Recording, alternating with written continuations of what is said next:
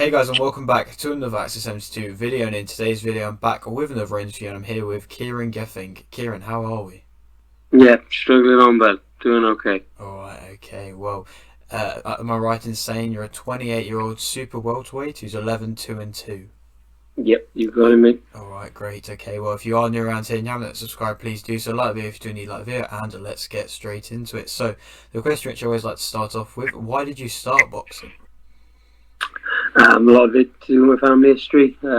Professional boxers go way back in my family, and yeah, I don't think I had much choice in it really. I did get into it because of my brother, but yeah, definitely family pressure.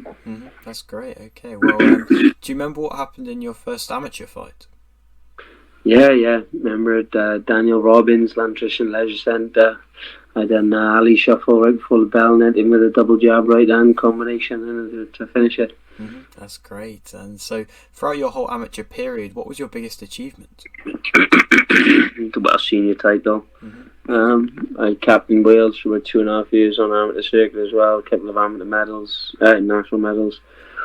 Yeah, it was a really good time. Very, very proud of my time in the amateurs as well. Definitely. And so, how many amateur fights did you end up racking up? 55 altogether, I think. 55. Okay, nice. And so, you achieved a lot in that period of time. Yeah, I boxed for national titles from when I was 5 fights in, so I always boxed at a high level. It wasn't like I had lots and lots of club shows, small shows. Always boxed at a fairly decent level, you know. Definitely. And so, why did you end up turning pro when you did? I didn't feel I'd get the opportunity in the Olympics, in the GB team, sorry. I didn't want to wait around for another Commonwealth Games cycle, so felt like it was probably the right time for me. If I'd have stayed on a little bit longer, I might have got, a few more international medals and stuff that I'd probably be happier with looking back. But at the same time, I've not done bad as a pro. I've made a living out of it. So. Definitely. And so, out of all you've had am I right in saying, let me do the maths real quick, 15 pro fights so far, and so which one would you say you've performed your best in? If you're looking at just the performance, probably Bradley Price. Shows pitch perfect on that one, really.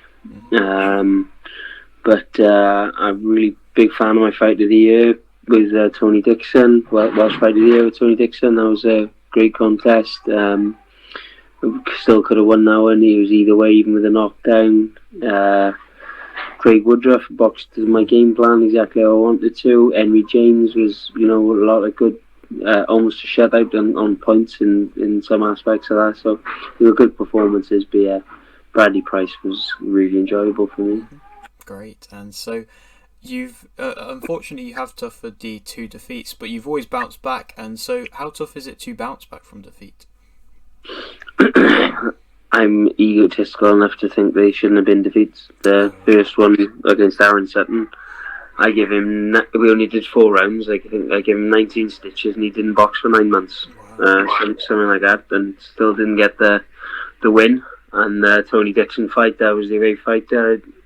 I think the best combination he caught me with was the one he caught me with the right hand that I touched down with, and that won him the point on that one. So, like I said, when you perform well, you can't be disappointed, really.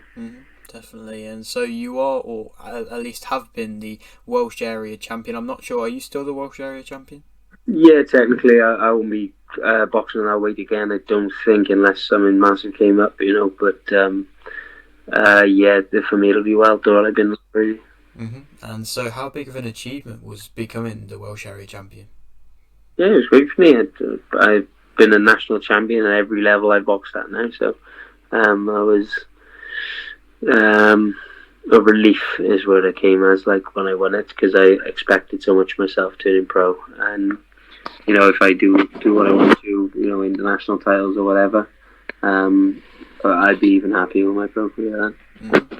Great. I'm sure it is just the start of things to come in you getting belts wise. And so you've been fighting professionally. I mean, like I said, the 15 fights. You've been around the professional game for a while now, but what would you say kind of keeps you motivated? The belief in my ability. I think. Yeah, yeah. I feel I've got potential that I probably haven't reached yet for any number of reasons, but um, I want to keep going until I can't really enjoy it anymore. I think. That's fair, and it's good to see that you are still very much enjoying the boxing game as a whole at the moment. Yeah, yeah. They're just start not to. I'm a coach. I'm part of been part of the sport for a long time. So Great. And so, when do you think you'll be back fighting again? I think it'll probably be February. There's talk of a pretty big fight for me there, so I'm looking at that now. That's great. And so, for people who's watching this and might have not seen you fight before, what would you say kind of makes you interesting as a fighter? You like seeing a lot of punches. I throw a lot of punches. I think 1,200 punches in 10 rounds is my best, or something like that. So yeah, I think there I'm more of a boxer than I am a fighter, I'd imagine. But everyone's got their own opinion, and I think if you want to see someone who's a nice guy to do well, follow me. That's great, definitely. Okay, and so you said that you are wanting to kind of move on to bigger, better, and better belts. But how far do you believe you can go? I think I'd be happy if I got to like European level. I'd be content with my career there. But then again, the Europeans are not ever a far step away from anything else. So I'd love to fight for European title. Fair enough. And so you mentioned your fight with Craig Woodruff. I don't know if you kind of looked any more into his career past that, but he's just had a pretty big fight at the moment. And I was wondering if you'd ever think about having another fight with him. Yeah, Craig is firmly set in the weights below me now. I told him at the time, or I said in press conferences at the time, it's the wrong decision for him. He shouldn't be boxing the super light, and he boxed the lightweight, and he's gone on to do what he's gone on to do. Same as Tony Dixon. He's done really good things at light middle as well. And look, a lot of my opponents, they're good boys, Definitely. Okay, and so I'll leave with this final question, which I always like to ask. You've got a little bit of a platform here. Would you like to shout anything out? Just want to say good luck to you, and thank you very much for having your time. Yes, thank you very much. I appreciate that. And maybe a little bit further along down the line, we can come back and do a return interview. Anytime, Max. Great, okay. Well, if you are new around here and you haven't subscribed, please do so. Like the video if you do need like the video, and thanks for watching.